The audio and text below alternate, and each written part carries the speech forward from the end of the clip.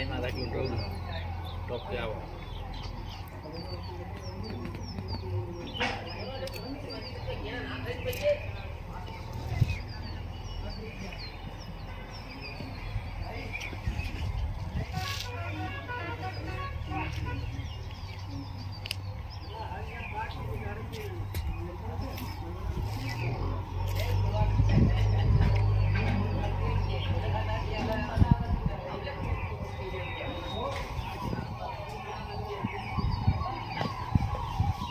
plastic वाला चाकू मिल जाए दिखा के कल को बता दे हम बता ले तो खाओ